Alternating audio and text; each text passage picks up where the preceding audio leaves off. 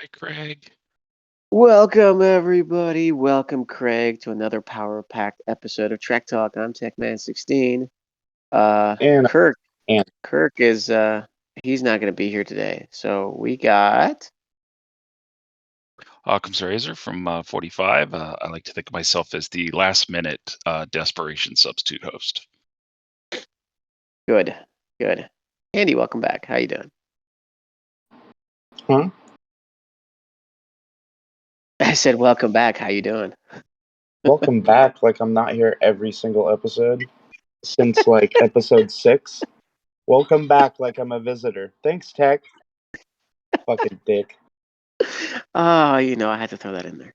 So did you like Andy? How he shut you down and stepped on you to give me higher billing and introduce me? Yeah, that felt good. Well, I mean, wasn't you only do that every single time. All right, who do we got? Who else we got here? My friends are the best.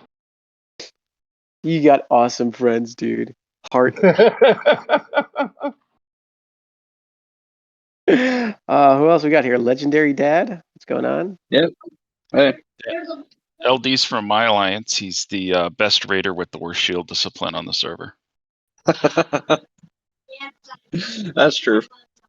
And the returning champion, vreddy, is back here. How you doing, man? Hey, what's up? All right, so let's start off with some pain and torture. As I've mentioned previously, let's talk about Discovery Season 4. vreddy, have you watched it yet?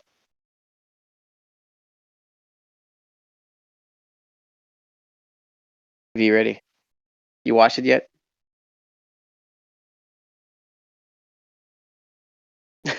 I mentioned Discovery, everybody runs away. Yeah.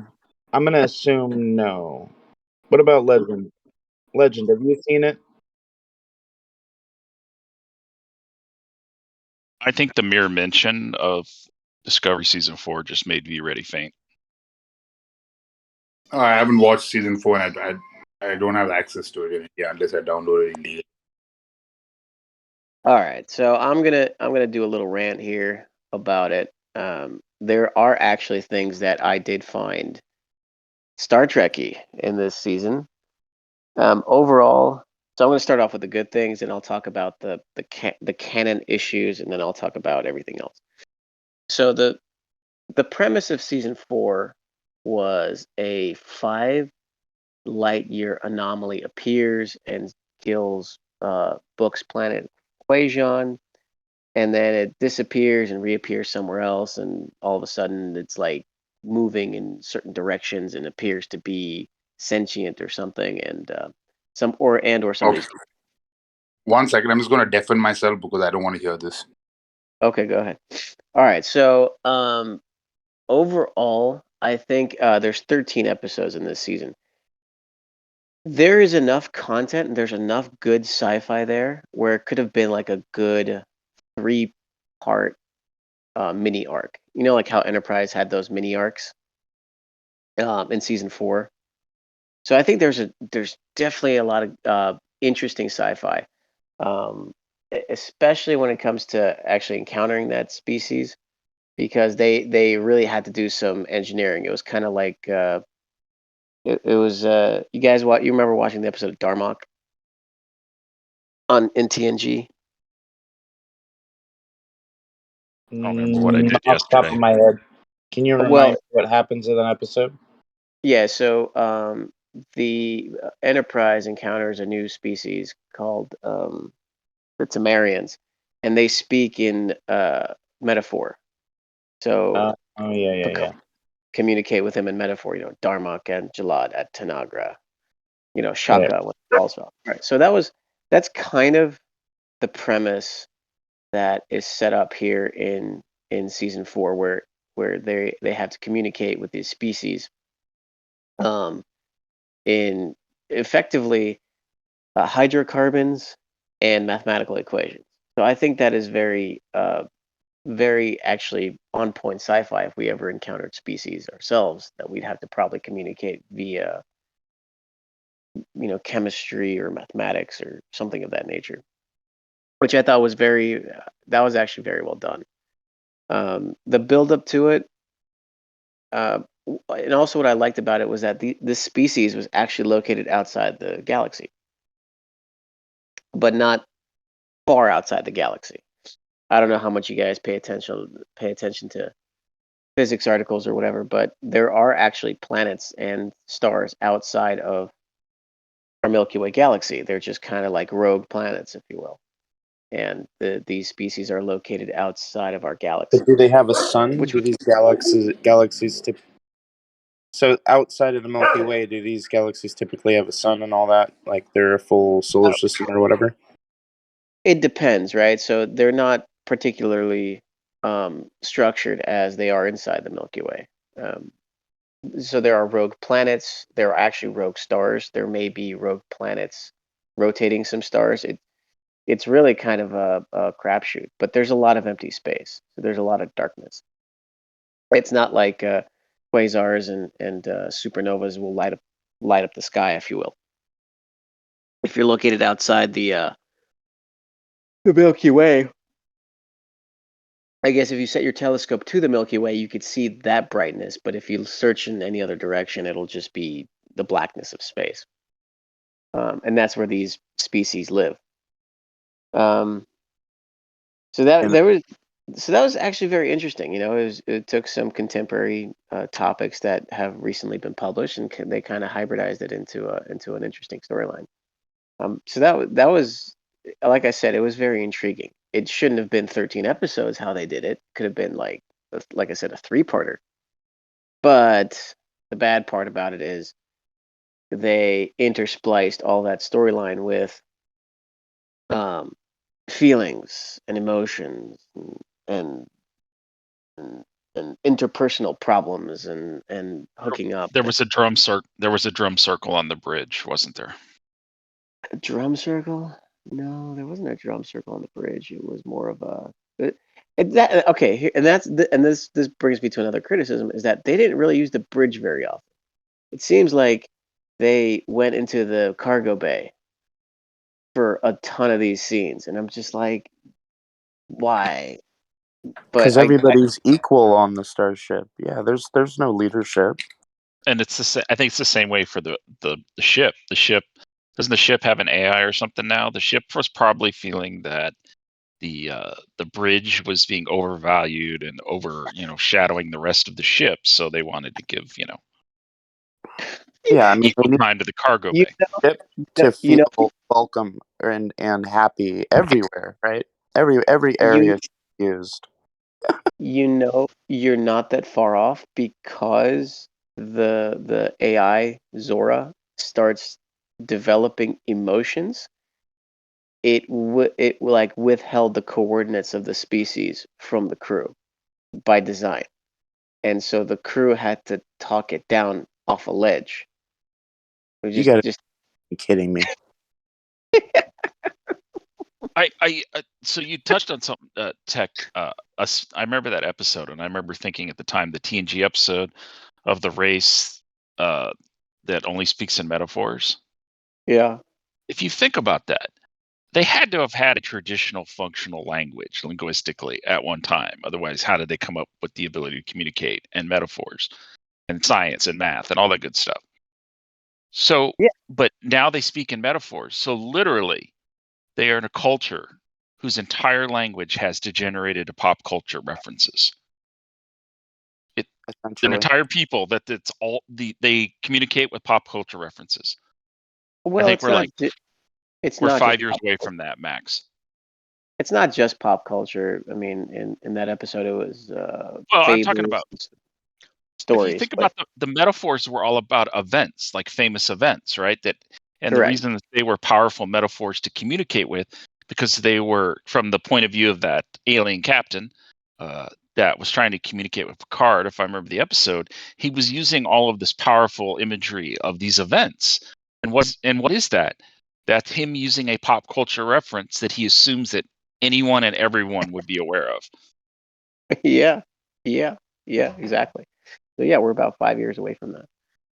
I would venture to guess that you're probably right. Everybody else, in 5 years would be talking. I don't know.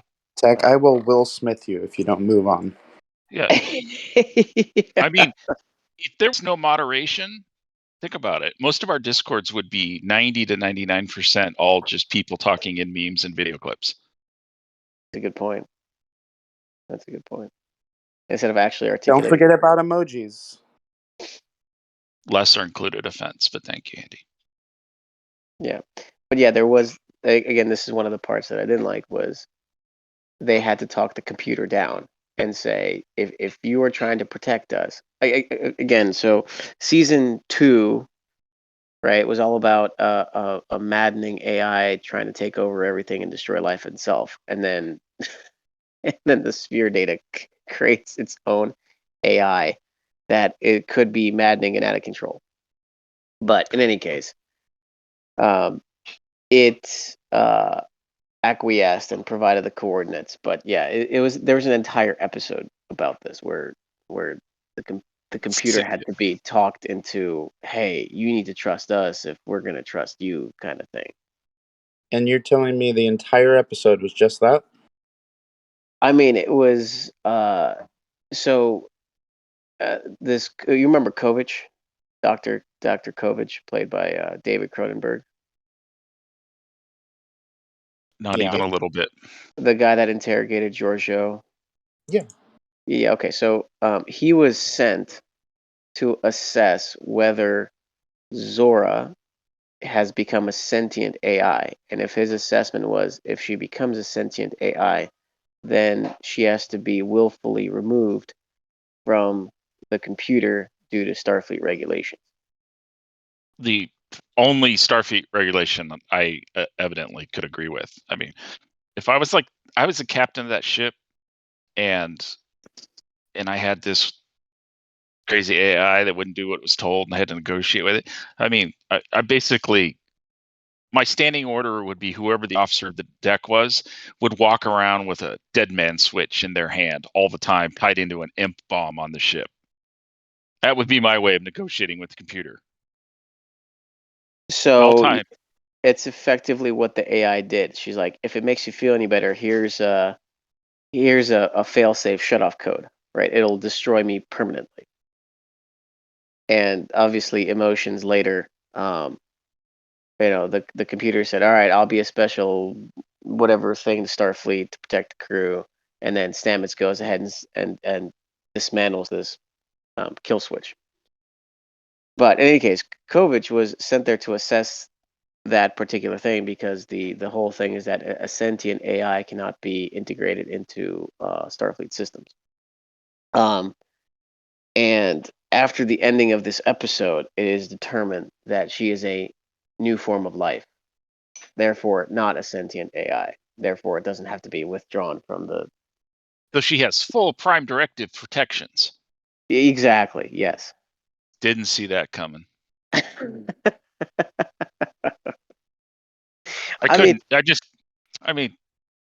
If I had my hands on that code and I was in command, I'd be like, hey, Zora, it's been fun. It's been real. Has been real fun. Just to show the crew basically that I'm not completely heartless, it's going to take me about 20 seconds to put this code in. So you might want to go ahead and just download yourself into a shuttlecraft right now. I can live with that. We can compromise.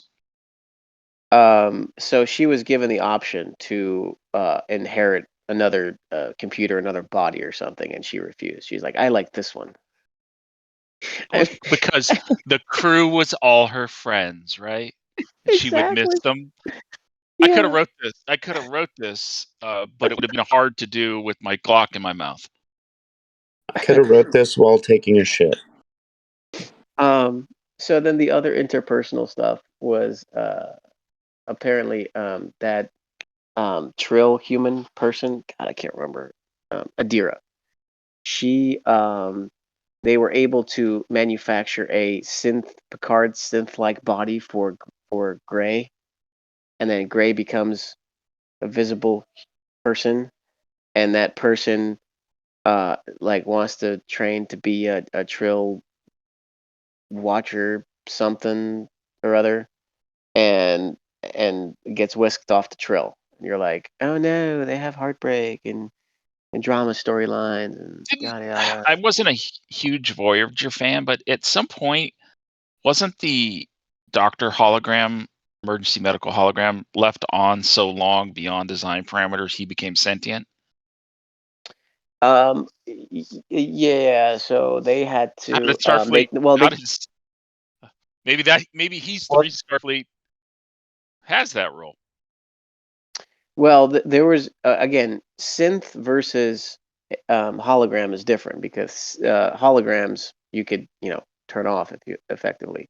Well, Synths you can, but I mean, the hologram is just window dressing. It's still the computer that's running program that's running the Doctor that became aware. yeah. It's not like the light being projected in midair is really the Doctor. The Doctor was the computer, just a part of it, not the whole ship, Well, obviously. But well, the distinction is what's the difference between Data and the Doctor, right? That's the effective distinction that they make is that if the Doctor did not have his hollow emitter, right, he'd be confined, whereas a synth like Data can walk around anywhere he pleases or chooses. I'm the only guy that didn't. I'm the only guy that didn't like Data either. If I'd have been the captain, I'd have duct taped an EMP grenade to his nuts too. Anyway, so that happened, and then Hugh Culber, who's Stamets' partner, he had a nervous breakdown because he was doubling a ship's counselor and he was overextending himself, and that caused a nervous breakdown of his. So he was told to take a step back. Burnham and Book's relationship obviously was hit or miss here and there because they ended up being on opposing sides of the plan how to deal with this dark matter anomaly. So Book's plan was to destroy it, and then Burnham's plan was to make first contact. And then there was a scene where they played poker against one another. That was an entire episode, by the way. So there's a lot of like personal fluff in there that was just so god. I mean, I was like fast forwarding through that stuff. to be honest with you, I was trying. Isn't all of Discovery fluff? Like that's the entire problem with the entire show. It's all fluff. There's no substance to any of it. I need like another DS9 Dominion War Star Trek series, or Star Trek is going to lose me. Completely. I mean, like I said, there was actual Trek content, like the whole thing about the finding the problem, scanning for stuff, not seeing something, seeing something else, creating a solution, executing a hypothesis. Like a lot of that stuff was in there. Like that was very, very on point Trek. It seems like they're doing like a turn back to like very Gene Roddenberry-esque. Yeah, with storylines and series. With J.J. Abrams fucking lens flares. After I mean, Voyager. I wasn't a big Voyager fan, but it wasn't bad. But Voyager presented Starfleet personnel, made them isolated, tempted them, constantly presented them with moral quandaries. Okay, and then DS9. That's the best series for me because I just love Starfleet getting its ass kicked and going, the Prime Directive is more of a guideline than a rule right now because the gloves are coming off. Right. Well, I mean that's and Ronald Moore, when he jumped ship from when DS9 ended and he went into Voyager, he really wanted to do what he did with Battlestar Galactica, right? So like Year of Hell in Voyager would have been like a few seasons or at least a season in Ronald Moore's mind. But the showrunners wanted to get more of a TNG-esque feel, with exploring new worlds and seeking out new civilizations and stuff. And so he left the show after like a month, and then he went and did Battlestar Galactica. And that was more of a entire series of struggling. Which Voyager. Do you ever imagine like if you were in one of the series, like not so much like what character you could think about, like what character would I be or what would I be doing. And I felt like all of Voyager, like if Occam had been on Voyager, the entire fucking show, I'd have been like a tactical security guy sitting on the bridge, and when the captain would be going off with, well, we're in the Delta Quadrant or Gamma, where the fuck quadrant they were in, and we're 117 years from home, and but we're still Starfleet, and we still have to explore, and we'd have this. I just given her side eye across the bridge, thinking, "Bitch, you need to get me home. That needs to be your number one job when you wake up in the morning." He was like, "Oh man, it's rough. I got to get these people home, or they're gonna murder me." Yeah, I mean, I completely understand that, and that's exactly the reaction that Battlestar Galactica had. It's like, we need to get to home or to Earth or to wherever, like by any means necessary. Anyways, Oh, sorry. Go ahead. No, go ahead. I was gonna say, I thought, I like Battlestar Galactica, the reboot. It had its ups and downs, story wise, writing wise, but I felt that it was truer to humanity. Of really in Battlestar Galactica, their internal chaos because of everybody, all of the survivors in their ragtag fleets, normalcy bias had been so shattered, and they were in a survival mode nonstop, that they were a greater threat to themselves than the Cylons ever were to them externally. And I thought that would, that all that conflict and drama and chaos and people acting out without even without an agenda, just from the stress of the situation of every day going, are we going to die today? Was a better story. It was a story more I could relate to. Right, because it's more relatable to us, right? It's very hard to be by yourself, or with a ragtag team by yourself, somewhere out in the in the ether, not having any friends or government to back you up, and you're just I by still yourself. feel like TNG, Voyager, etc., those shows were much more relatable than the new crap. Like, they try so hard to make it relatable to average, everyday human life these days with all these woke people, right? But it's still, none of it rings true. None of it's honest. Well, again, what what Discovery mainly focuses on, it mainly focuses on the interpersonal problems that people have with one another. And it's not the formulaic, we need to explore this because there's a problem and figure out a solution and move on, with interpersonal stuff spliced in there. This is more like, let's talk about our thoughts and feelings, and oh, by the way, there's a problem in the background. That's where the reverse happens. And for the majority of people, it's more relatable to see a problem, try to figure it out, and then have your interpersonal stuff come up while you're trying to do it.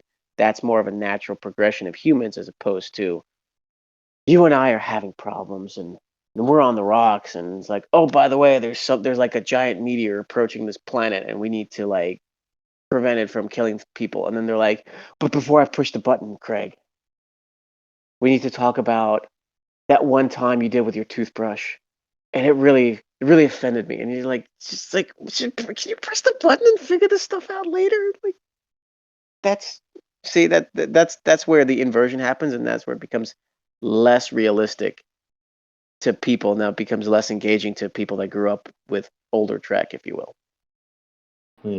Well, let's move on. Okay.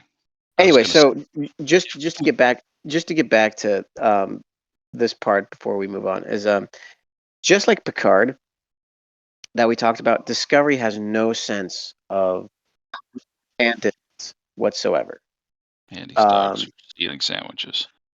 Well, it's more like what happens is, like, for example, there's a spore drive prototype that gets implanted into Book's ship, right? And he jumps from Starfleet headquarters to outside Federation space to get some isolinium to create an explosive for this dark matter anomaly. And And apparently Burnham then pursues him at warp on a shuttle. And she arrives to this place in like mere hours, like after he arrives, and he jumped there. So it's like the concept of distance and time is completely irrelevant, right?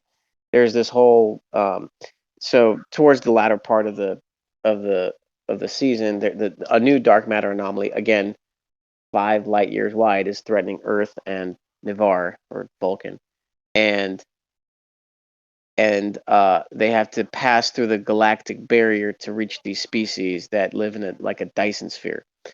And the concept of jumping to the edge of the galaxy to do this thing that they had to do to get through these bubbles through the galactic barrier, and then warp however long it takes to warp 30 light years to this bubble at the edge of space. It, like, while this thing is dissolving the solar system, there's no concept of time and distance. Just like, so the other thing is, once we get to the climax of this thing, they live in this Dyson sphere, which is like the length of the solar system, right? This little shroud.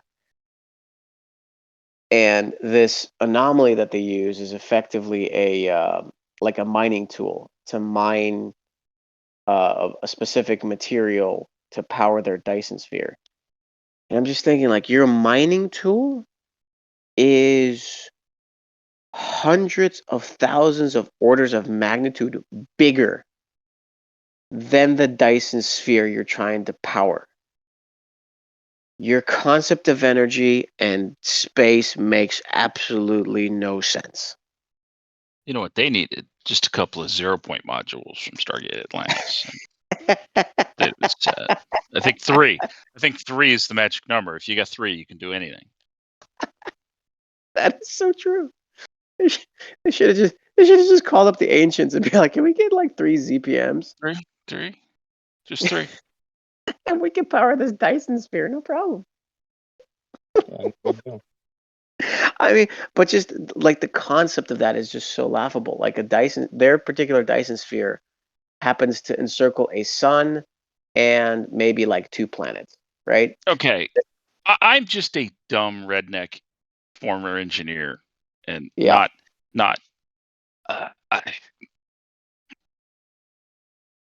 What could this thing have possibly been harvesting that they needed as a power source?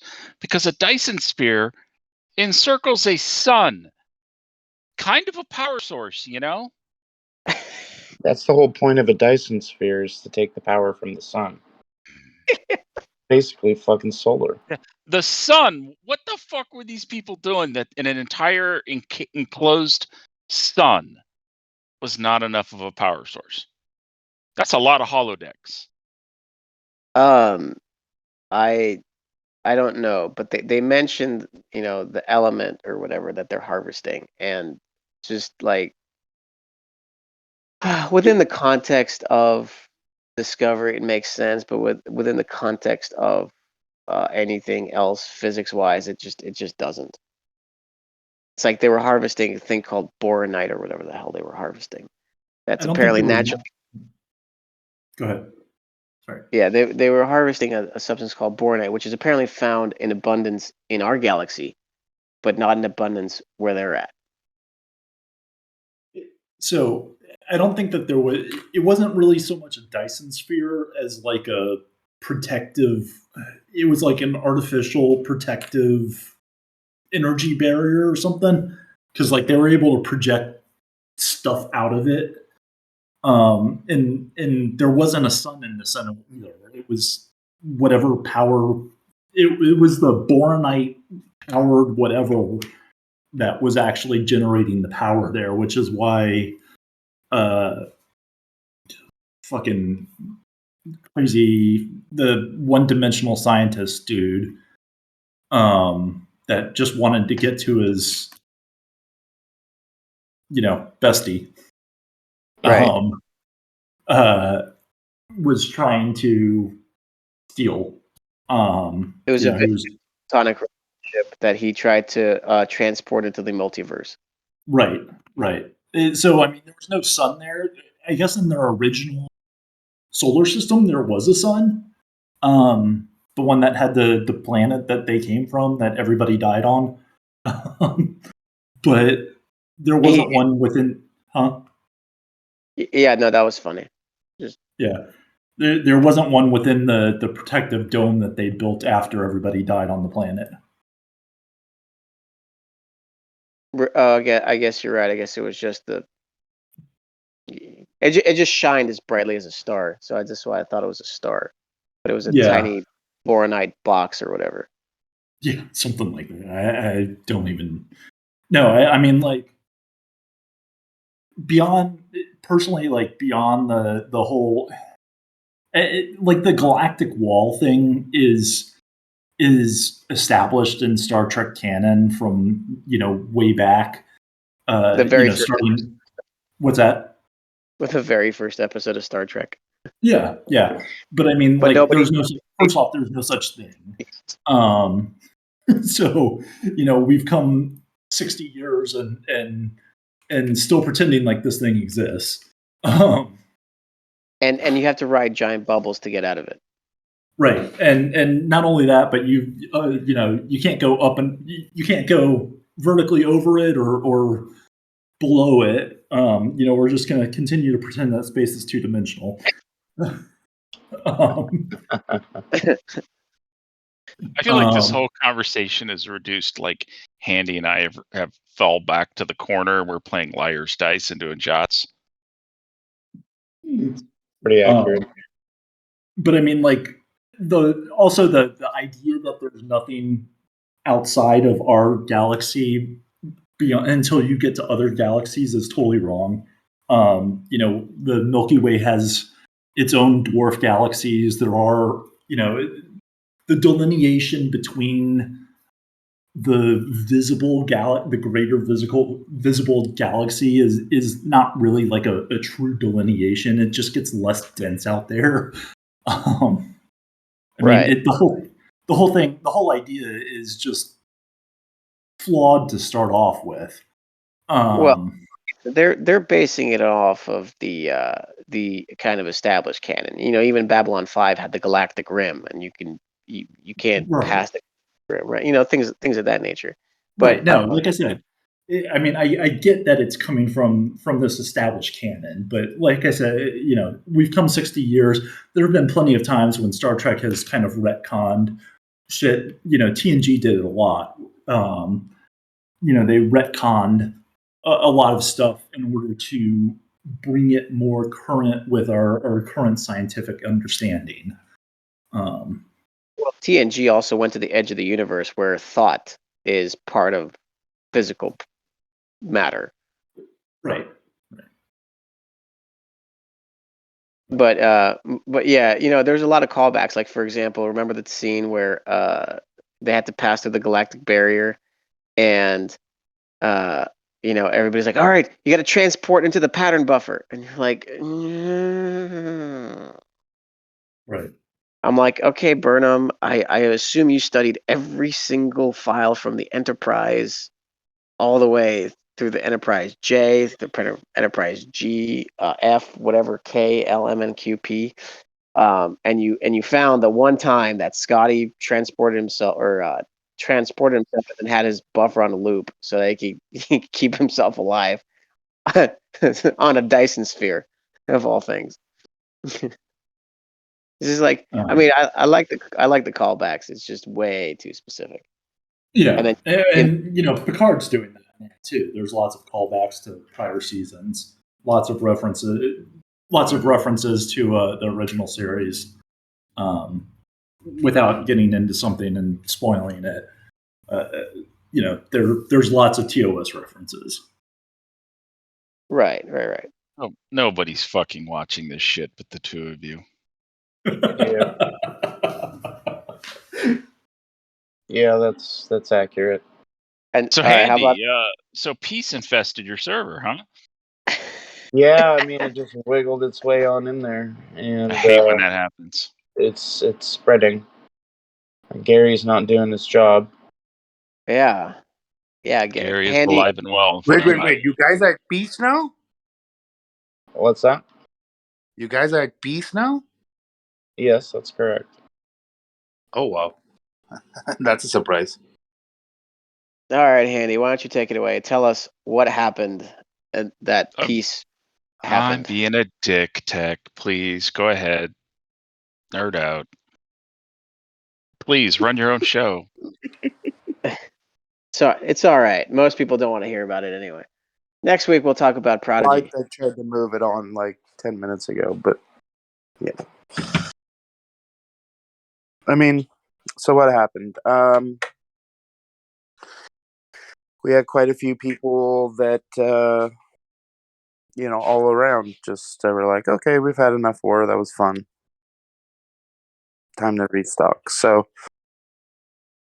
How do you move? So when your guys' war broke out, it got real personal. It was vicious.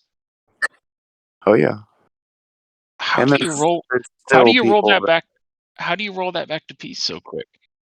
A, because I just don't understand that it happens, and B, I'd like some insight in how it happens so I can prevent it from ever happening if I'm confronted with it.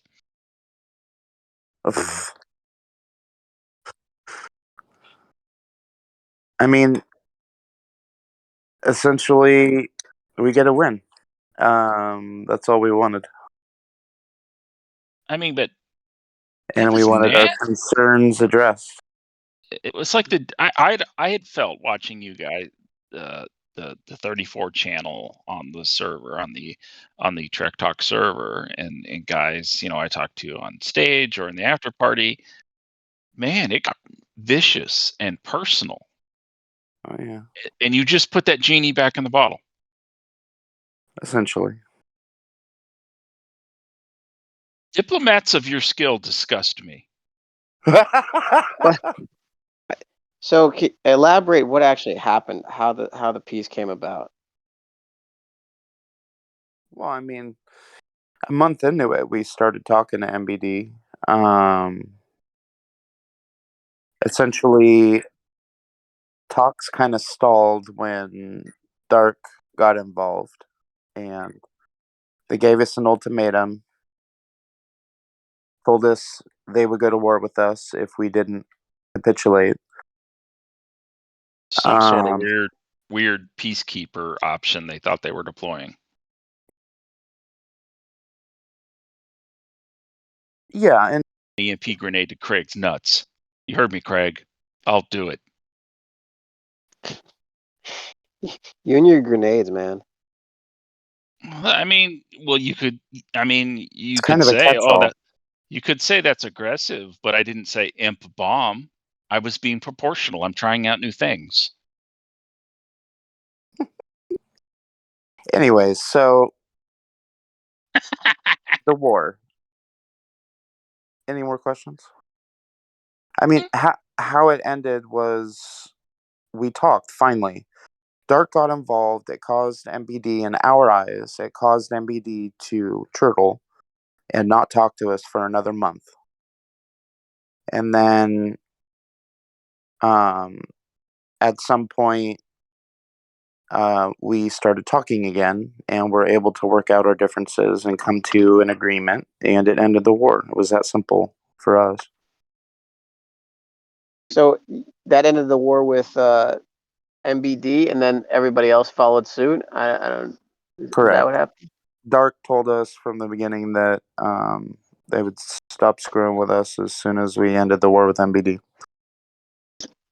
Man, I just and we just let him off the hook because whatever.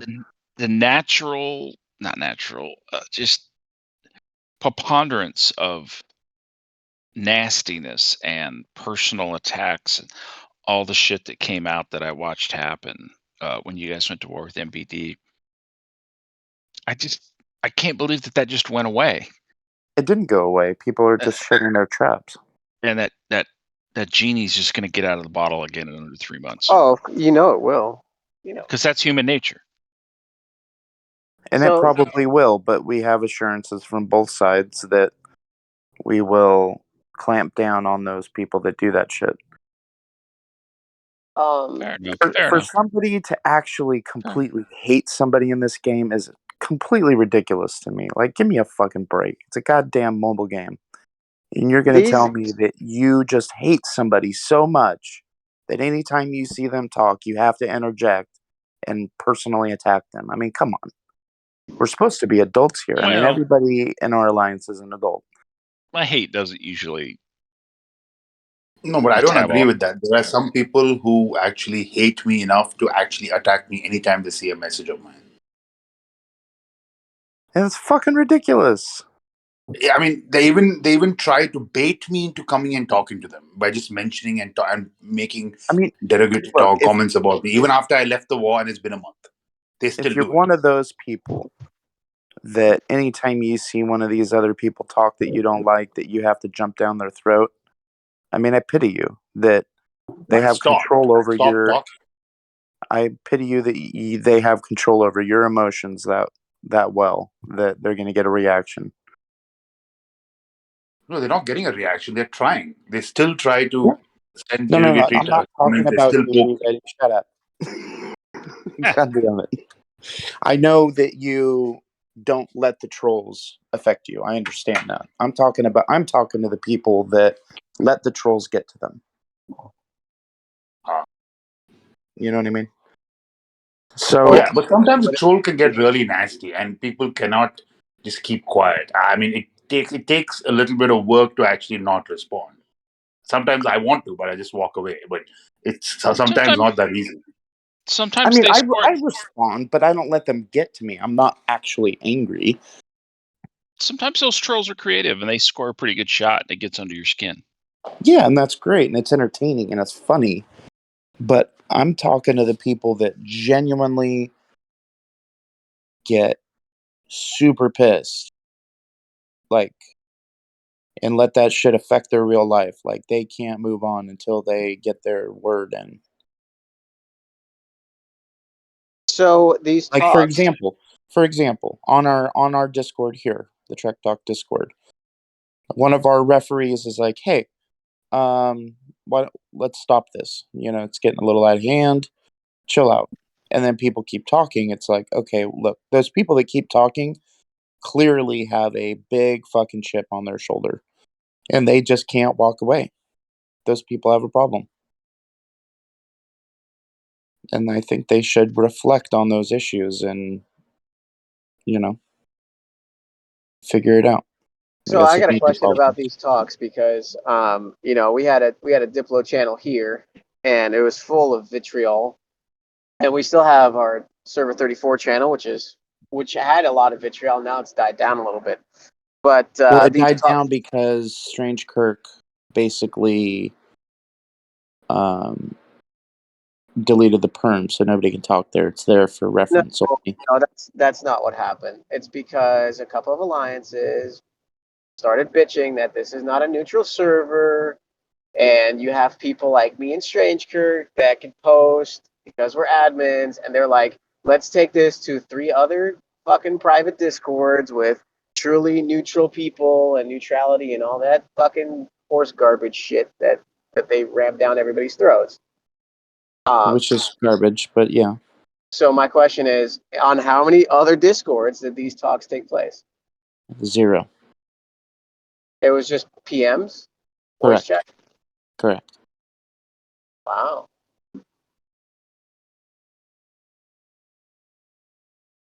So this is the one thing I actually applaud Nona for, is that a good number of people within Nona actually wanted to make these talks public so that everybody could see what the fuck was really going on. And it seems like the squirrely little alliances don't want to air it out. No, they don't. But here's the issue, Tech. As soon as we make it public, everybody starts grandstanding. So if somebody, just all it takes is one person to start grandstanding, me included, I was guilty of it, but the point is you try and get the whole story out there, right? Or your opinion. And then as soon as somebody does that, then everybody has to interject their opinion and grandstand as well. And then it just becomes a bunch of grandstanding, and that's it. So people in other alliances, including yours, have admitted they were wrong in PMs where they can't admit they're wrong in a public forum. Well, part of the agreement was that Epi would... Hang on. Let me read it verbatim.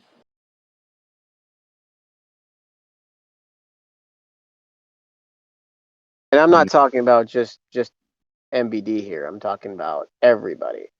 Nona, Dark, MBD, whoever it was, Wolf, whatever. All these other lines. Nobody's admitted anything except for MBD. But, so one of the agreements is Epi to admit miscommunication with Nona, Fluffy to admit Deportus was not peaceful, but an uncontested takeover. So that was written into the quote-unquote agreement. And apparently the fact that that was in there was... I had asked them what we expected was a written out, admission, apology, whatever you want to call it, whatever they felt the need to write, but they needed to write something, and that hasn't happened yet.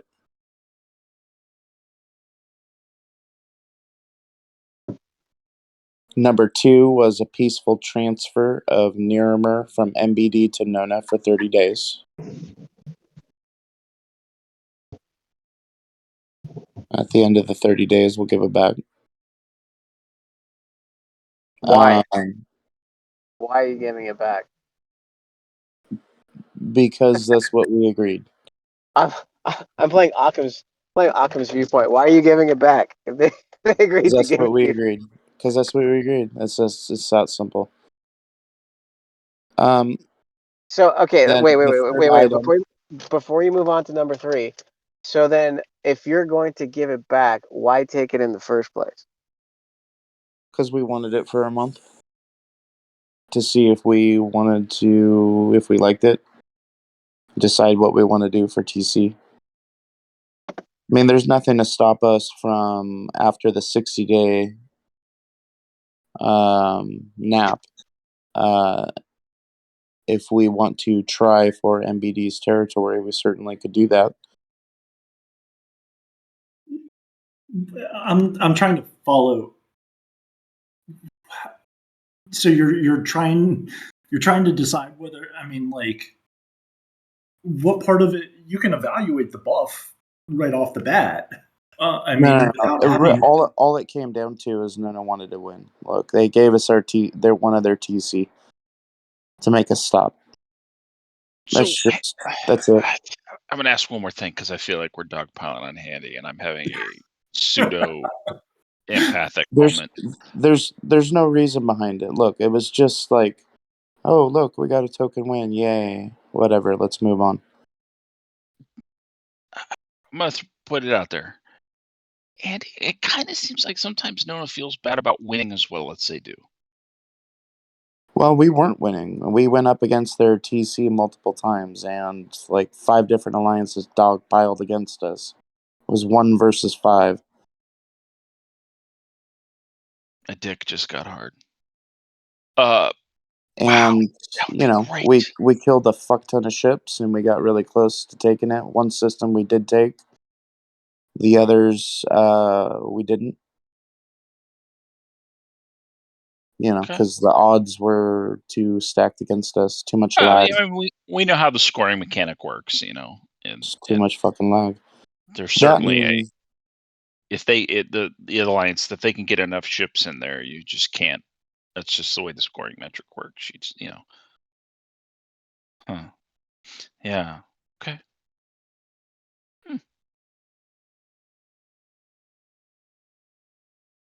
Interesting.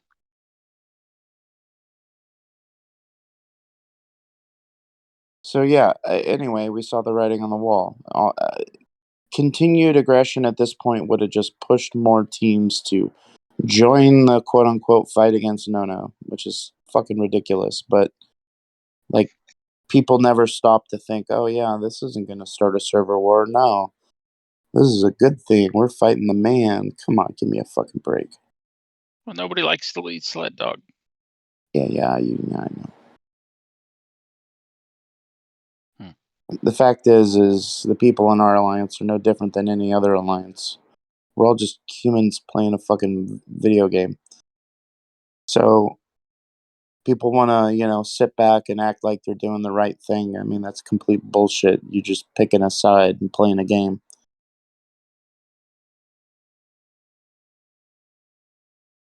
I think maybe that's why E has been successful in what we do. There's a variety of reasons, but we have such a kind of just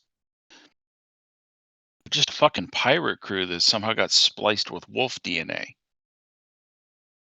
Yeah. And we're all, we found each other and somehow, through a lot of work with Boom and Mouse and a lot of guys the early days, it's hard to keep that many type A meat eater together, because usually most alliances have like a handful of those guys, 2, 1 to 5, and they drive what they drive. We've got about 15 or 20 of those in No. Yeah, I would say that E like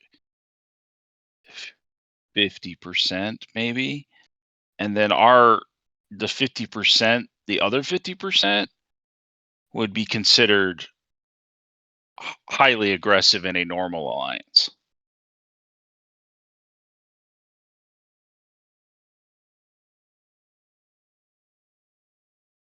It's just an interesting, different dynamic that, like, I have to feed these guys conflict all the time. Right.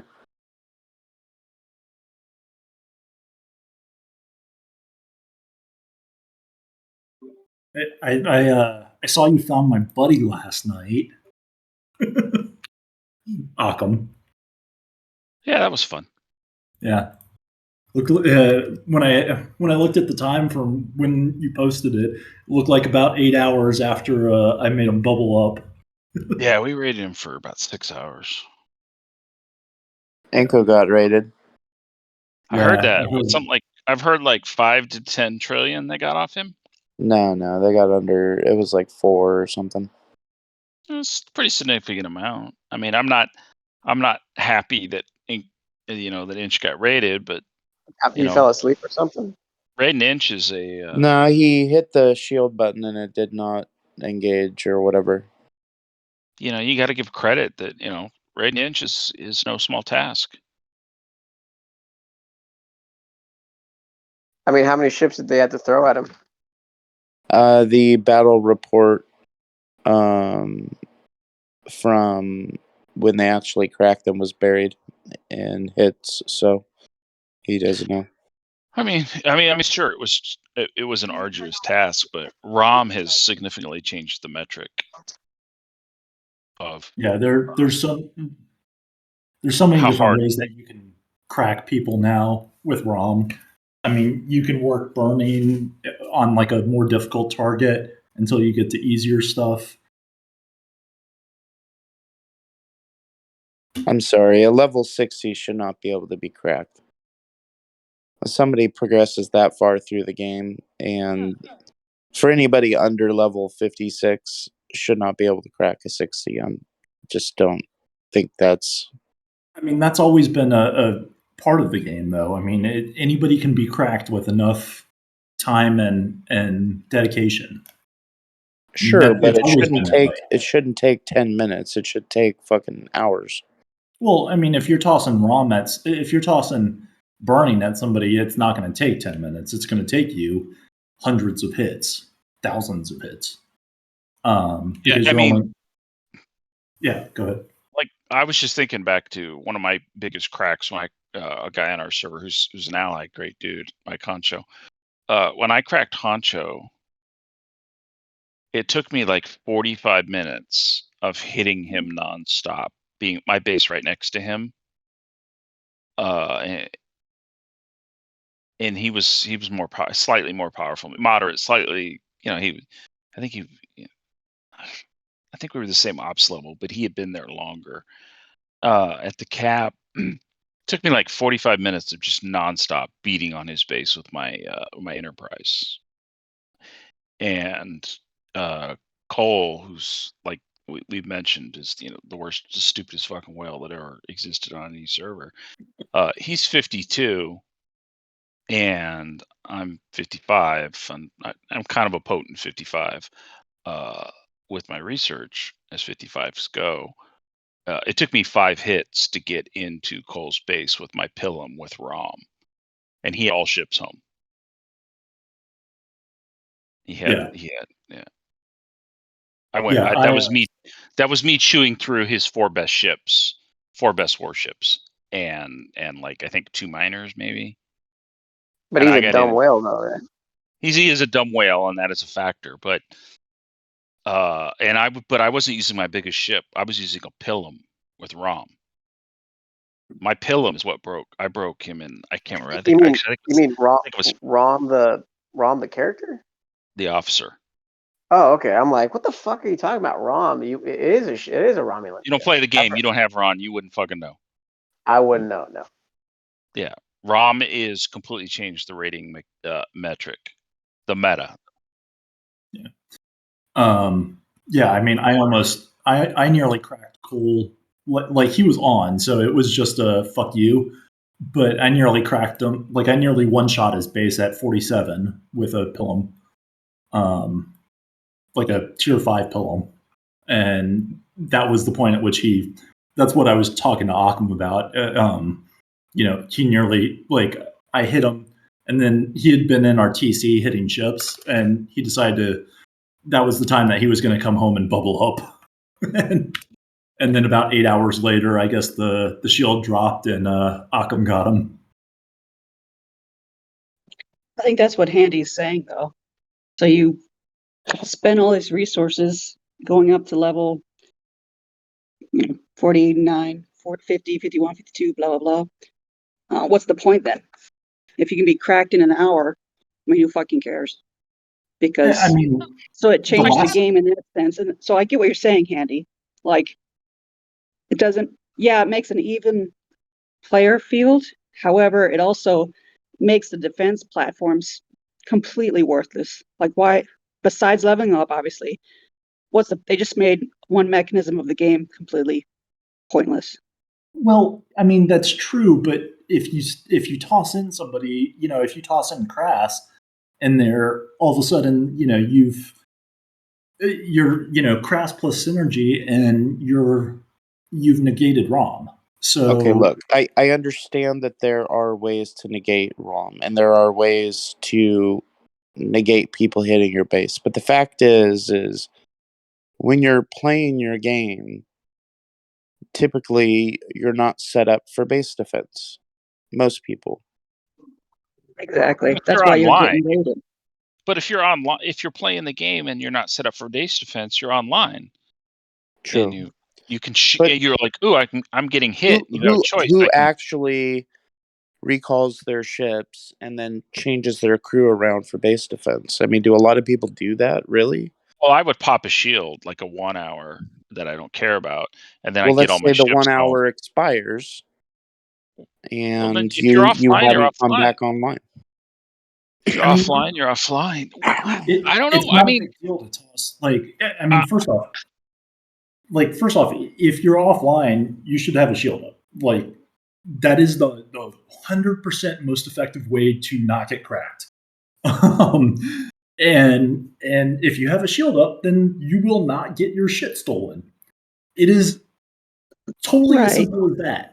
And I don't think anybody's complaining about the rating factor. Like, that's part of the game. What I'm saying is they just negated the defense platforms. For going, the higher you go, who gives a shit as far as that goes? Because it doesn't matter, literally. Yes, but I don't know. Maybe even before that. Maybe I like the conflict. I like the life on the edge, though. But with ROM and the Amalgam, people who would never think about hitting my base to try and raid me, whether I had ships home or not, they're like, I'm going to catch that motherfucker with his shields down. Right. But then here's the thing, though. If they raid you, gold. I mean, they're fucking, like, ridiculously set for months and months, if not, like, fucking years on this game from all the stuff they're going to get from you. No, that shit. So it's not equal to, you know what I mean? It's not proportional. I hear what you're saying. Also, it does have some. They're gonna be set. The amalgam, and especially ROM, with the ability to crack and get the amalgams in quick for raiding whales. I do believe that there's probably, we're going to see, I think we're already starting to see it, some unintended consequences, second and third order consequences that Scopely did not imagine to their economy. Yeah, of course there is. Yeah, Can but their answer I feel to like fixing it is making it worse. I don't get it. Yeah, I'm just saying, but Well, I don't know. They tried to walk it back. Okay, so WhiskeyWoman, can I use you as an example? Sure. I think ROM leveled the playing field for you more than it did me. I think it would not be an ego-driven statement to say that if so let's say I have all ships home and you have all ships home. Ego-driven. What are you talking? I would have an easier time cracking your base than you would cracking my base, significantly so.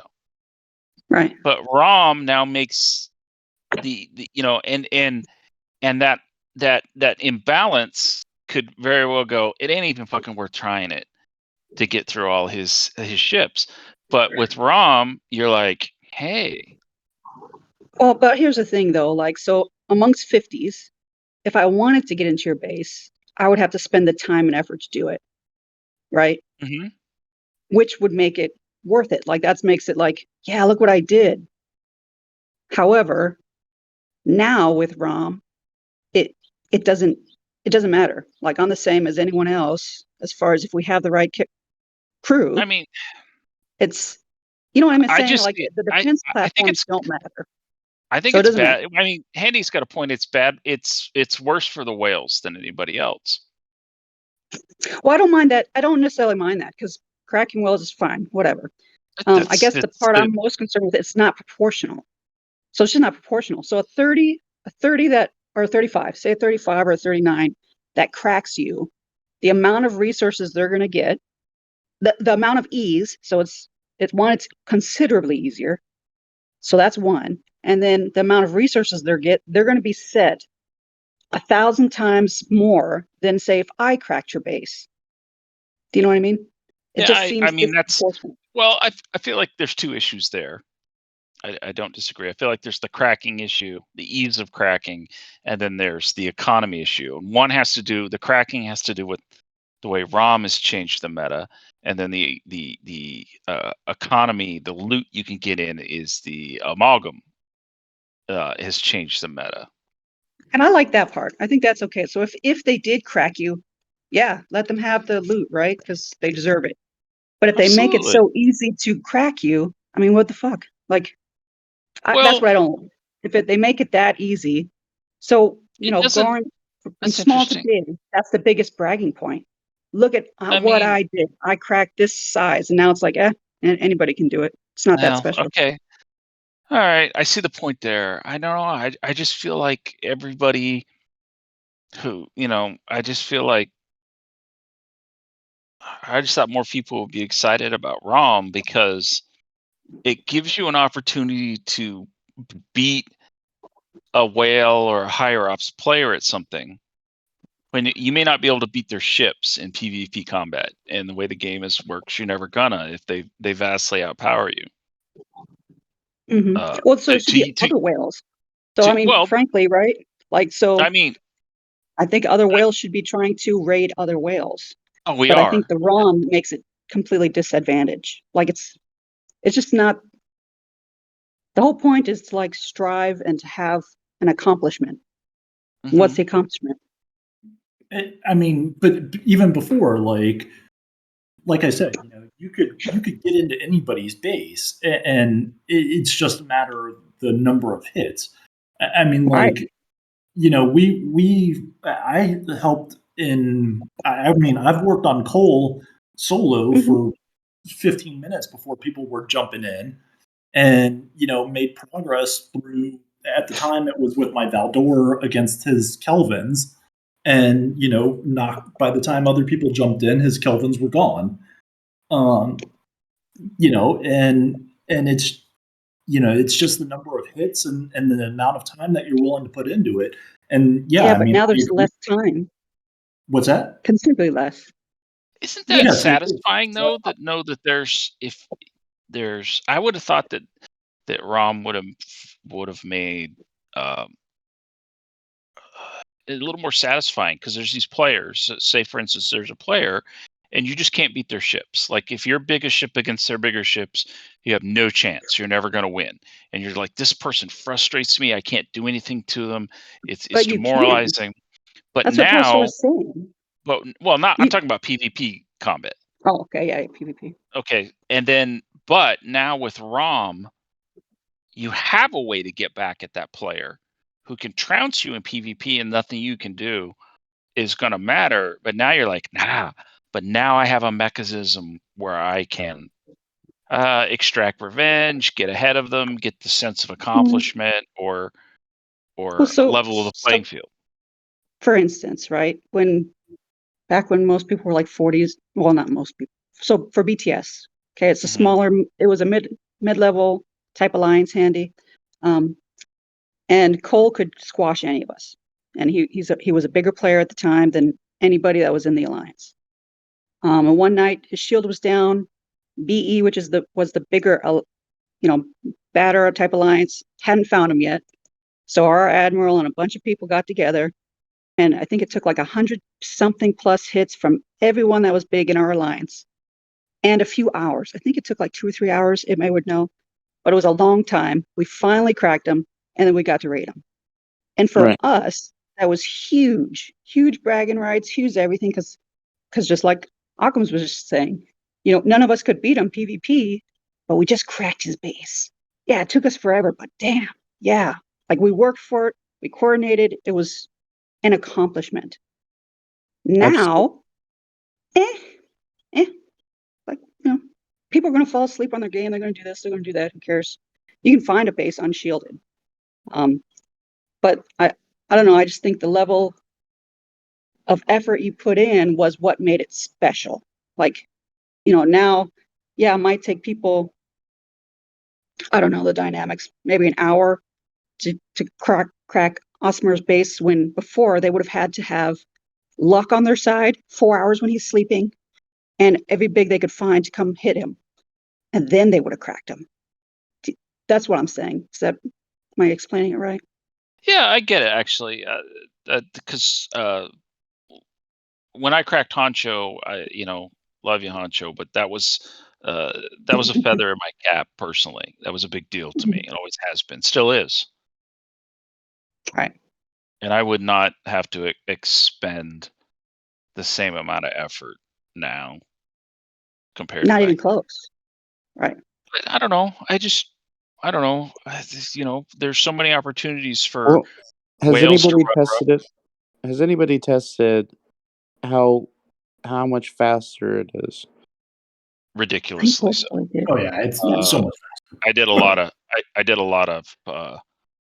lot of ROM testing the other night and got my ROM crews dialed in with Mighty Mouse. And so what's the difference with ROM versus without, to a base that's not set up to defend it? Well, so ROM, so it increases your shots. No, I understand that. I'm saying as far as time is for, so it take you like one hit to destroy a level 40 base. Well, I could do that before. So Kroll's a 52. He's a shitty 52.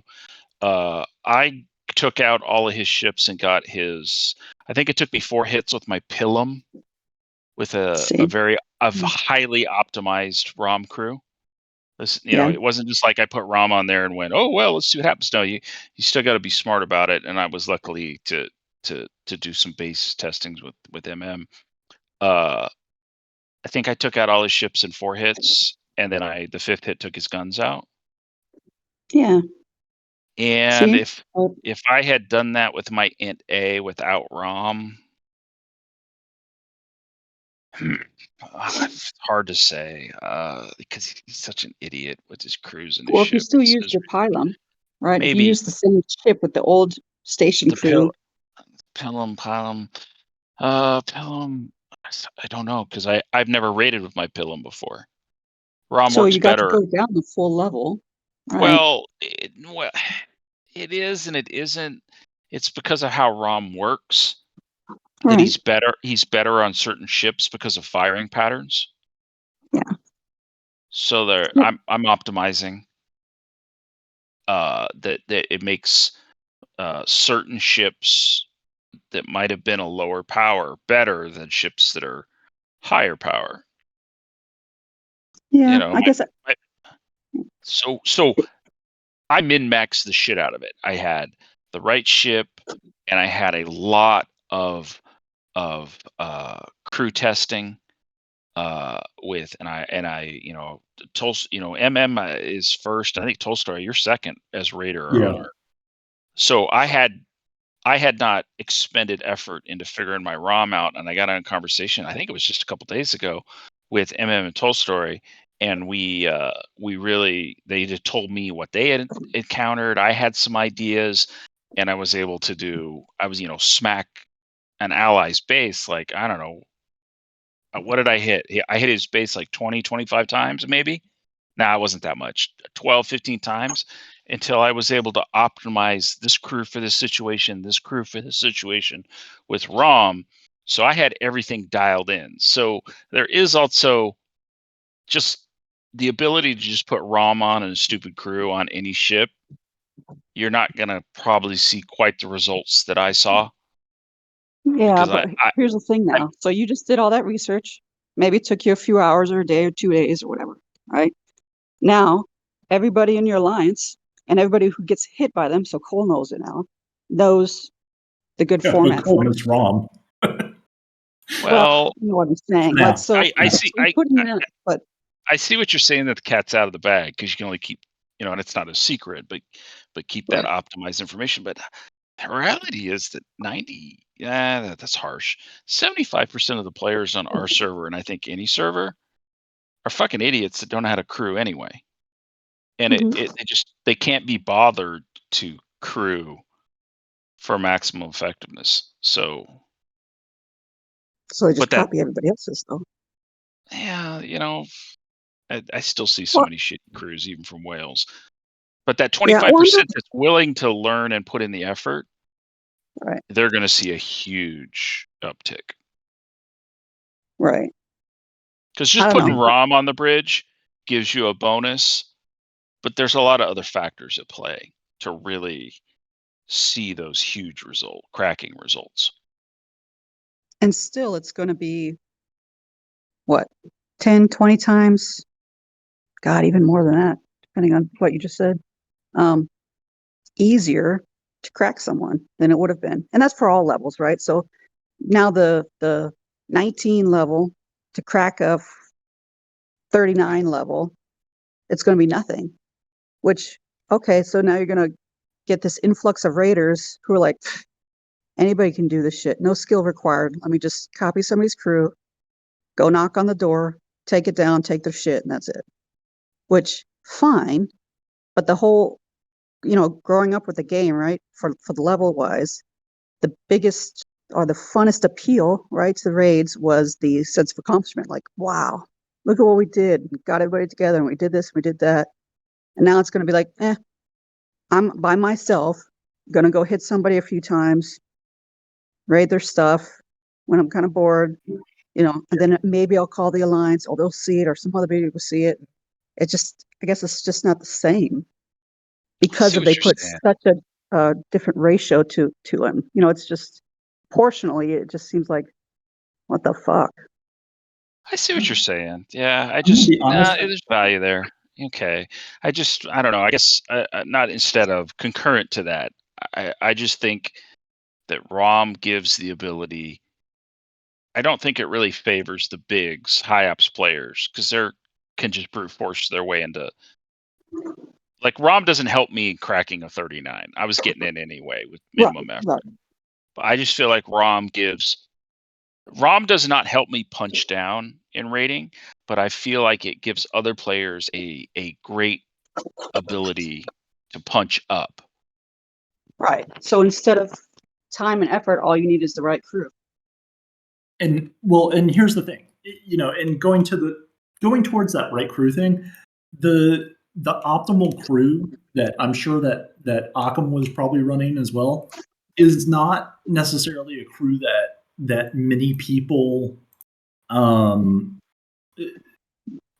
probably running very often, and have not particularly researched, or not researched, but haven't really invested in leveling this particular officer. Like, right, for the prime crew, yes. But say anybody who's 45, say a 45 level or a 40 level, if they picked a quasi same crew or that exact same crew on any of their biggest ships, will still have quite a big advantage that kind of takes away from the time and effort needed. There's certainly a big advantage, but there's also some not intangibles, but there's some floating. I have a lot of research in base cracking that a lot of people, lower level ops people, don't have, and that exacerbates the bonus that I'm getting, that I don't think you'll see quite as much from a player that doesn't have quite that much research. So it's still there, but I don't know if I'm the best test case. Yeah, and honestly, like, it kind of, so Scopely did try and solve this problem. Like, the problem is the amalgam and what you were talking about with being able to raid significantly more resources. And that was originally, that was the biggest reason why they were introducing the treasury. I talked about this, I think, last week, maybe. But, the treasury was kind of this nefarious, like, they were giving you all of these little bonuses to try and get you to invest in it.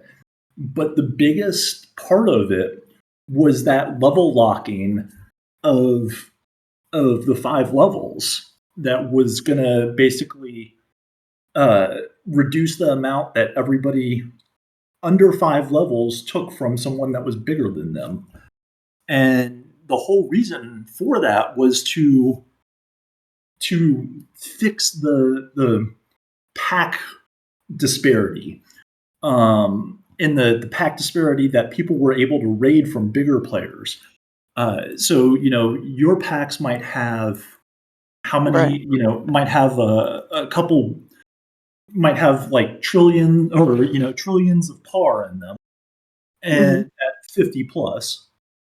And whereas my packs have tens of billions, and at 47, or like 50 billion, I think. Right, which is proportional to what at that level you need to spend. Exactly. Exactly. So if you buy, say, 3 packs or whatever, and I raid you, and I get to raid you for an hour by myself, then I'm going to be set for a while. Right. And you are talking about that disparity. I raided and I raided somebody for an hour solo because nobody else was on, and it was in deep space, and so and he and I are set for trit because this player was 53, I think, and we pulled off, between the two of us, we pulled off 1.5 billion trit, or I'm sorry, 1.5 trillion trit. And so in the 4 levels or 5 levels since then, I've burned through maybe 100 million or 100 trillion or 100 billion trit, and and I'm still sitting on almost 500 billion, which I recognize is nothing when you're talking about repairing G5 ships, but this goes to the economy that Scopely has created for itself by having the sharp increases in the amount of repairs and costs and so forth, and the corresponding increases to pack sizes. So and also these huge, wide open PvP ranges, because that they've all of those factors play into being able to get these huge amounts of resources into lower level players' hands. And like I said, the treasury, the original intent of the treasury, if you look at what it was trying to do with that level locking, it was to basically reduce the amount of resources that would end up in a lower level player's hands. And what would happen is it was actually a cumulative effect, because some of so if, for example, somebody outside of that level range was raiding them, some of it would go back to the player, the person that was being raided. And the next time that person outside of the level range hit them, they would get some more of that the player just got refunded. So more and more of it would be lost. So, right. So but that's the thing. They still made it. It's still disproportionate. However you look at it, that's still disproportionate. Like, so you can crack my base in an hour. So say, look at a 5-hour period. So I went to bed, right? In 5 hours, you could wipe me out so that the amount of effort I have to do to get back is ridiculous, what I lost. But the amount that you gained at your level, or anyone's level, really, besides the other whales, is, you'll be able to upgrade your ops, 2-3 times? But I mean, that's the thing. Not proportionate. We don't actually know what it would have been, because they rolled, because the community outcry on the treasury, they rolled it back before we even knew what the percentages were. I mean, like, the percentages were never actually stated in the flavor text that we got to see. The community, this is the one time that the community listened, or rather Scopely listened to the community, because it was pretty much universally, everybody hated the idea of this. But I mean, it could have started at 50% and being lost, and rolled up to 90% for the outer edge of the PvP ban. Like, we just don't know. Right. I mean, so I guess I don't mind the raiding ship, because it makes that faster and you get stuff or whatever. But making it so much more easy for anyone to crack anyone, to me, just takes away the value takes the value away from it. I mean, I think the problem was they had intended to stick ROM, like the way that they had planned to put the treasury out and have ROM, except they had to roll back that part of the treasury, and so now we just have ROM, and a relatively useless building. Right. So, I think there was intent there, and it was just the implementation of it was. I don't know that there was any way that they could have implemented it that wouldn't have resulted in community outcry, because the biggest problem is, this kind of economy that they've already built on themselves.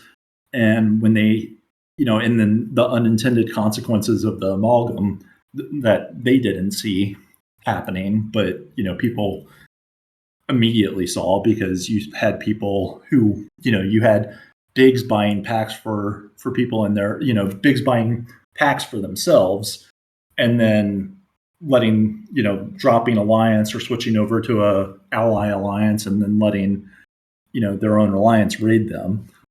And, that was the biggest problem, and they saw that. And the only way that they could have, other than trying to do what they tried to do, would have been to actually enforce their TOS and ban people who did that, or at least warn the people who did that. But of course, they're not going to do that because the people who are doing that are also their biggest players, and Yeah, but so if it was the biggest players, I mean, you're still talking about a small percentage of people. Like how prevalent was that? I mean, like, I know of at least one instance.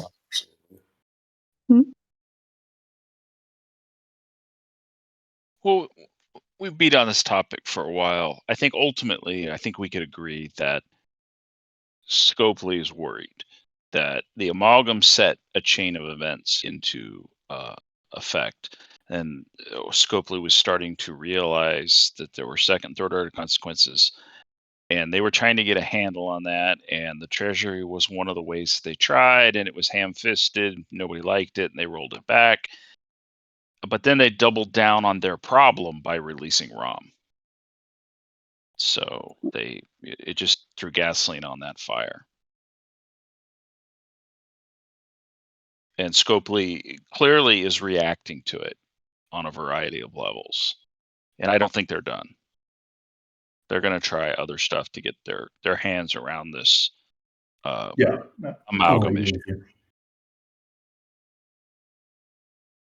I think we'll definitely see more attempts to figure it out.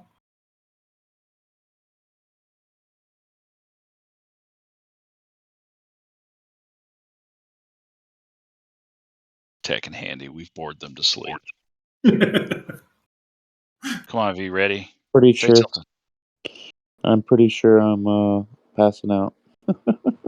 I mean, you guys were going on in circles, so I decided to just do my own I thing. walked away for a minute. So we had some fun on 45 for April Fools. Nice. We dropped, so everything we put out, it was something we'd be talked about for quite a while, and we never made happen, and we pulled it together at the last minute. And so for April 1st, which was kind of an anniversary for us, because that was the anniversary of our last huge coalition versus coalition server war, our alliance, for 24 hours, we dropped row. We dropped all row and said we're going to hit every ship that we can find. There's no row protections for anything, and we encourage everybody else to do the same to us. It was a lot of fun, actually. I thought I had fun, and I actually didn't hit a lot of targets, but and there were alliances that absolutely completely embraced it, and they went nuts, man. They were sweeping our territory. My Hydra was getting hit, and it fucking 50 space, and guys that never would have, they were neutral to us. They were jumping on my miners, and then there were alliances that were like, okay, sure, we acknowledge that you've done this. That's kind of all they said. They took a neutral road, and then what was hilarious to me, that the only alliances on our server that were so butthurt that they were vocal that it was wrong were the alliances that we were already at war with. And we're like, motherfuckers, you're already marked red. This does not affect you in any way, shape, or form. I mean, that's typical, though, because let's be real. They're taking it personally. I mean, They're taking the war personally, the war that you've been at with them. I mean, I don't know. It was just some people really did take it in the spirit that it was intended. We went out, we hunted, we killed, we murdered everything we could find.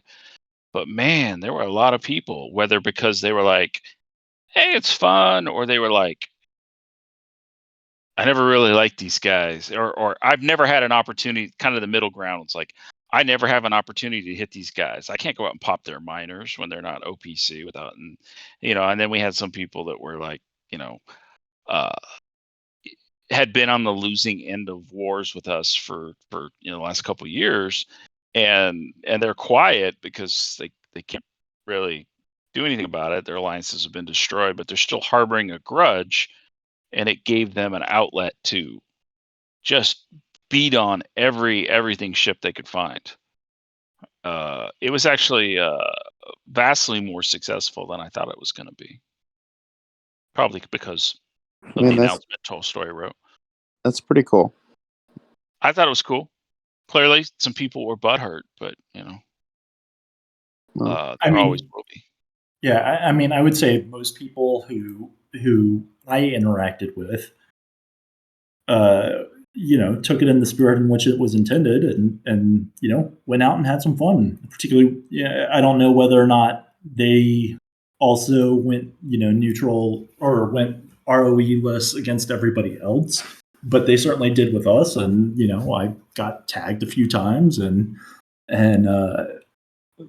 it is what it is. You know, the first hour or two was a little rough because we announced it on the community board.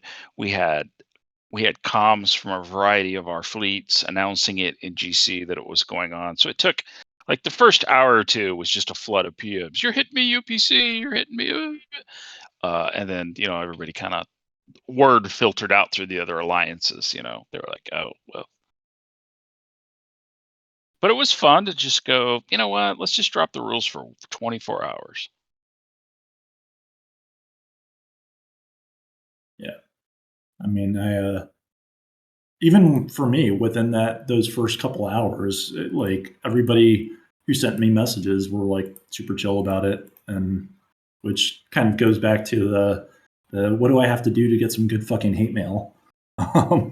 So, oh, that's easy.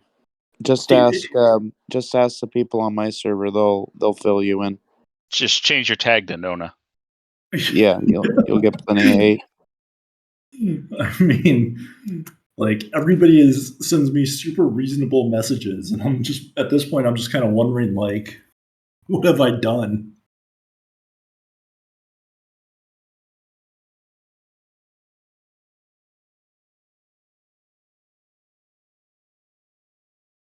So what's going on with you, vreddy? Didn't you leave your alliance that was in like a 3-year war, and you're doing something else now? Yeah, I left and I joined my old alliance, which basically collapsed, and there were only a few guys there. But whatever, I'm just plodding along. Was the war a factor in that, or was it just like a social thing? I already mentioned this multiple times, but there were some nasty messages because I got raided. But the reason I got raided was because my father was in the hospital, so I did not like the messages, so I walked away. Plain and simple. Okay. Fair enough. I'd ask Tech some questions about what he's been experiencing in the game, but he doesn't play anymore. But did Handy just leave?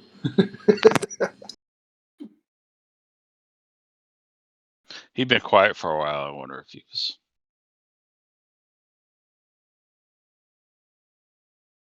So wait, you're 55 now? I'm sorry? You said you were 55 now? Ops 55? Yeah, I'm waiting on I'm really close to 56. I'm waiting on a good next battle pass event to. Yeah, I really want to get to 53, but so much power is needed. I'm not buying 10 packs to get there. It's those prerequisites with the vaults and the warehouses and the generators. It's Yeah, just I'm done with all the vaults. I mean, I need to do all my guns. I finished all the docks, but just the last vault alone, just to get to ops, not even to get to shipyard, just to ops, is like 900 million or 800 million. I mean, it's a billion. Sorry, that's ridiculous. When the events don't give up that. I found going from 52 to 53 was arduous. Not as arduous as a lot. 55 to 56 is. You have the same arduous RSS with the par you need, but the uncommon G5 mats that you need just to build anything to go from 55 to 56 No, but what's really crappy insane. is after you get to 53, to get your R&D 53 done before getting shipyard, you need to get your dilithium vault to 53 as well, which is really unreasonable. Yeah, I agree that fucking. I think Scopely is unreasonable. For example, to build my dilithium vault, to take it from 54 to 55 is 2,526 5-star rare, which is about 20% of the rare I have on hand, and is 3.8 trillion par for a vault that I won't use and don't care about. Unless you get rated. Yeah. Even then, you just buy a pack and it doesn't matter. That's I'm kidding. That's like that's like 4 packs to get that to get that par. Because I get what I'm saying is, if you get rated, right? Let's just say you fall asleep, and you forgot the shield, or the shield malfunctions, and you get vaulted, right? I mean, it'll take like hours for you to get vaulted, but let's assume you get vaulted, but you buy a pack and you've already filled all your coffers of PARSTEEL anyway, so the generators won't work afterwards. Yeah, you're right. I mean, it certainly at a certain point, at a certain ops level, you just start thinking of resources in terms of packs. I know. No, but also, I mean, why do you even care if the generators work? Like literally, I have a level 52 PARSTEEL generator, and it's giving me 1.4 million when it's filled up after the day. No, nobody cares. Nobody gives a shit for the generator. So the fact that you just said just go fill it up, I don't care. I don't even collect them anymore. It's like useless. It's not even a drop of a drop of a drop of a drop in a bucket. If they took away the warehouse cap, if my PARSTEEL generators ran nonstop for a year, I don't think I would get enough trit to upgrade my dilithium vault. I don't think I could get 3.8 you won't trillion. You won't even get 1/100th of it. I'm not kidding you. Per day, it gives you like 2.5 million. Like seriously, what is 2.5 million going to do? Even forget the 50s. What is 2.5 million going to do in the 40s? I think wasn't that on one of the roadmaps or something, like that they were going to try and work on making the generators and warehouses and such actually relevant. I think my generators could pull about 7 million in a 24-hour period. Wow. Yeah, don't let me have that.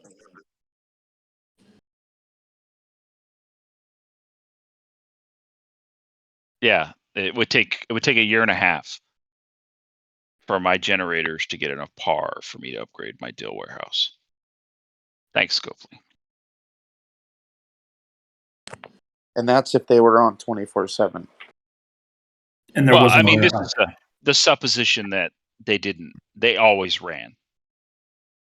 If like that, you hit the cap on your warehouse. Like if I was at the cap at my warehouse, but my generator still could contribute, it would still take me a year and a half to get enough The fact that the generators can't contribute is ridiculous. Like the amount of resources we have to dump into upgrading these things to not let us use them ever is a fucking joke. Yeah, the way that it should work is, the generator should run and it should, partially fill up whatever next building you have, or what, you can designate some building as the recipient of the generator. At least that's how, to me, it should work.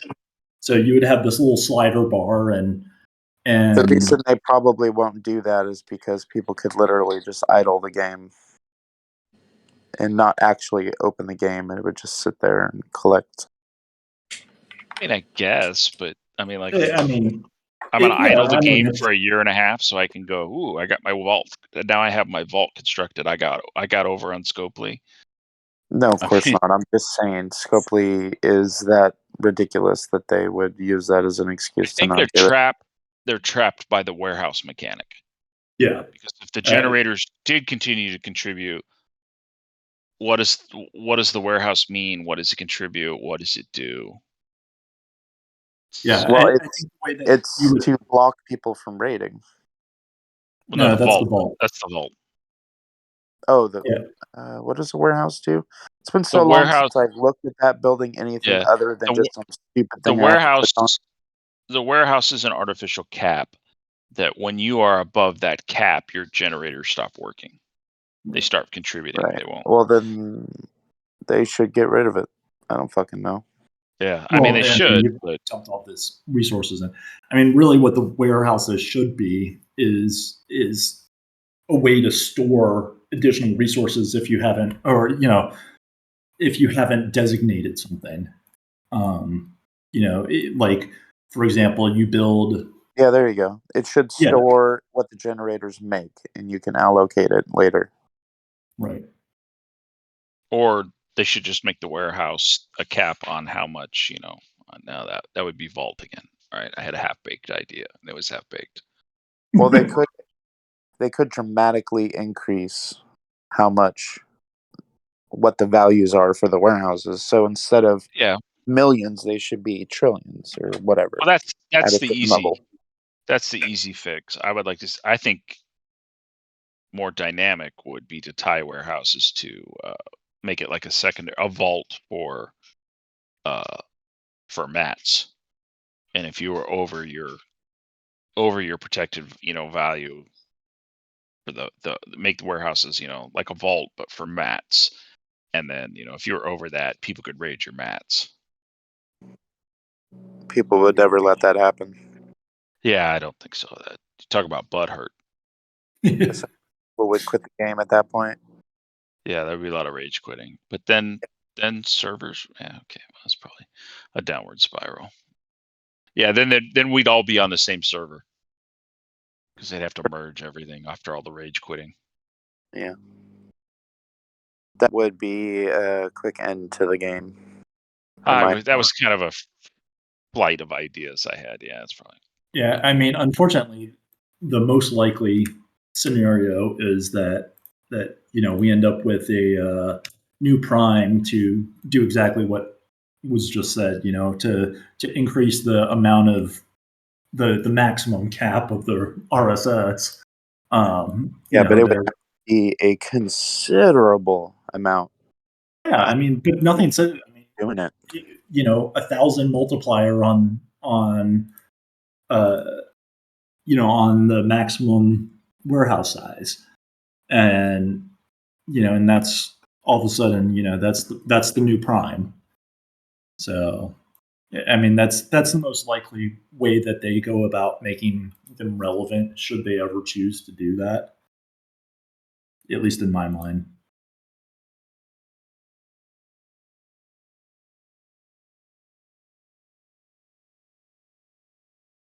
Well, anyway, let's go ahead and wrap up the show. We can go to the after party and continue the combo.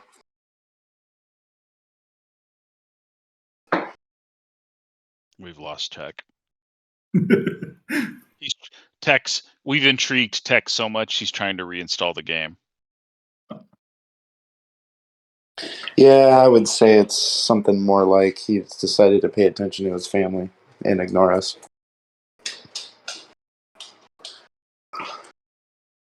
Tech. All right, fine. I'll close it out. You gotta do the outro. Do the Tech outro. Oh, I will. Just looking for the command I gotta type in. Was this one actually recorded? Let's see. What's his face? Yeah, Craig Boat's down there somewhere. Fuck you, Craig. Yeah, Craig's a bastard, man. What the fuck? Keeps disconnecting on me. There it is. He's still here. Well. It's Boom's problem now. Anyway, Exactly. Tech, go ahead and close this out, buddy. Alrighty. Thanks for listening, everyone. This has been a fun chat. I want to thank everybody that was up here, Tolstoy, Occam's, vreddy. And as always, please like, subscribe, comment, do all the things social media asks you to do. And thanks for listening. Have a good one. We'll see you guys next time. And he's Techman16, and I'm Handy. And Kirk is LARPing, and Boom is on a walkabout. There you go. Good. And Good I way was to end drunk this up. with power. Perfect. All right. Feel free to jump into the after party. Thanks, everyone.